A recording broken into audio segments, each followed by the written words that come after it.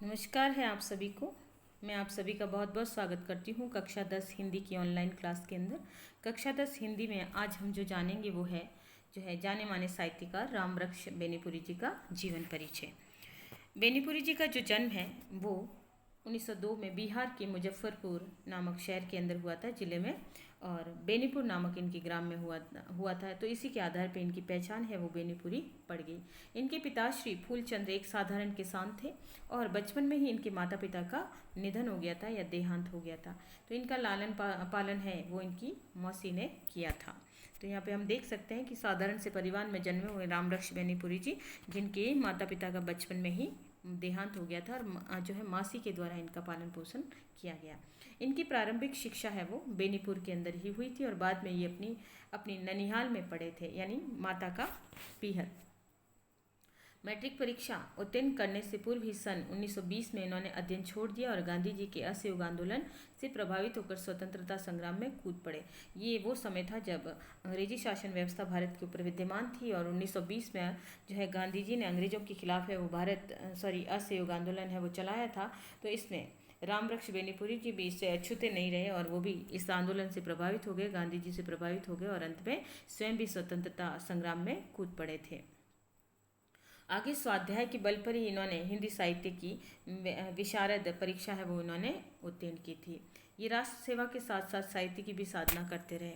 साहित्य की और इनकी रुचि रामचरितमानस के अध्ययन से जागृत हुई थी, यानी जब इन्होंने रामचरितमानस का अध्ययन किया तो उसके बाद इनके मन में लेखन कला से संबंधित है वो रुचि है वो जागृत हुई। 15 वर्ष की आयु से ये पत्र पत्रिकाओं में लिखने लगे थे और देश सेवा के परिणाम स्वरूप इनको कई बार जेल भी जाना पड़ा, यानी जहां उन्होंने आंदोलन या स्वतंत्रता आंदोलन में जब इन्होंने भाग लिया तो इस बीच उन्हें कई बार जेल की यात्राएं भी करनी पड़ी और सन 1968 में इनका देहांत हो गया। तो ये तो थे रामवृक्ष बेनीपुरी जी का साधारण सा जीवन परिचय। अब हम इनकी कृतियों के बारे में जान लेते हैं। इनकी कृतियाँ, या कह सकते हैं कि इनकी कृतियों से तात्पर्य होता है रचनाएं या इनके द्वारा जो लिखी गई पुस्तकें वगैरह वो क्या है।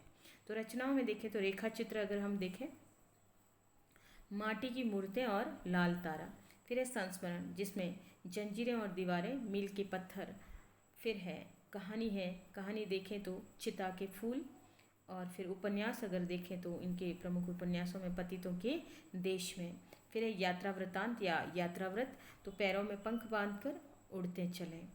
फिर नाटक इनके देखें तो इनका जो नाटक है लिखा हुआ अम्बपाली और सीता की माँ, और तीसरा जो नाटक इन्होंने लिखा था वो लिखा था रामराज्य।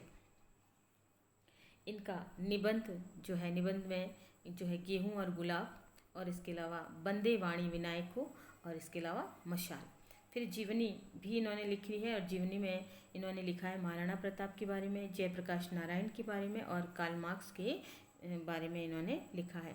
आलोचना अगर देखा जाए तो विद्यापति पदावली, बिहारी सस्सई की सुबोध टीका इन्होंने लिखी है। फिर संपादन में इन्होंने विभिन्न पत्र पत्रिकाओं का संपादन किया, जिसमें तरुण भारती है, करमवीर है, बालक है, किसान मित्र है, कैदी, योगी, नई धारा, चुन्नू मुन्नू, जनता और हिमालय। तो ये इनकी प्रमुख संपादन पत्रिकाएं वगैरह भी थी। इनकी भाषागत विशेषताओं को अगर हम देखें तो इनकी भाषा है वो सरल और सहज और व्यावहारिक भाषा है, जिसे आसानी से समझा जा सकता है। इनके द्वारा प्रयुक्त खड़ी बोली में सरलता, सुबोधता, सजीवता विद्यमान है। इनकी भाषा में भावानुकूल शब्द चयन है वो किया गया है, यानी बहुत ही सरलता से इन्होंने लिखा है ताकि पाठक है कभी भी ऐसा ना हो कि उसे समझ में नहीं आ रहा, बल्कि भावों के अनुकूल है। शब्दों का चयन करने पर पाठक जब पढ़ता है तो उसे अच्छा महसूस होता है। बेनीपुरी जी की भाषा में संस्कृत के तत्सम शब्दों के साथ साथ तद्भव, देशज और अंग्रेजी और उर्दू शब्दों का भी समावेश या प्रयोग किया गया है।